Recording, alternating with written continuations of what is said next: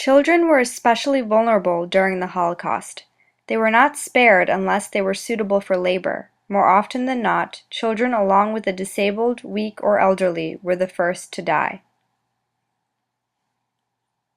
Jewish, Gypsy, and disabled children were all targeted. Their fate was either to be killed at the arrival of killing centers, killed immediately after birth or in institutions, used as laborers if they were old enough, or used as subjects of medical experiments. The Nazis killed as many as 1.5 million children, including 1 million Jewish children and tens of thousands of Romani children, German children with disabilities, Polish children, and children living in the occupied Soviet Union. These children were robbed of a childhood, and they would never experience life as they should have.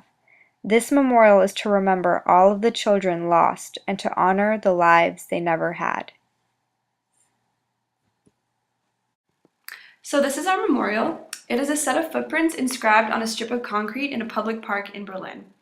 These footprints, which increase in size as they move further and further through the concrete, represent a child's progression to adulthood. They stop abruptly because 1.5 million children never made it any further down the road of life. Essentially, they never made it to adulthood. At the end of the footprints, we have inscribed, "All children, no matter their races, religions, ability statuses, ethnicities, or nationalities, deserve the chance to live a full and happy life." It is written in English on our model, but the real memorial would also have this message written in Yiddish, Hebrew, German, Polish, and Russian, the languages of the victims. We made this memorial because the deaths of children who had so much of their lives ahead of them are especially heartbreaking, and yet there was no memorial to all of the child victims of the Holocaust. As children ourselves, Sophia and I feel horrified at the thought of never getting to live the rest of our own lives, so we wanted to memorialize the loss of so many young people. Visitors would be able to step into the footprints that are imprinted in the ground. Adult feet would fit into the last and largest footprints, but most children's feet would fit somewhere along the increasingly larger path of footprints. This would help put into perspective how young these children were when their lives were taken away, and instill a feeling of empathy in visitors, especially young visitors.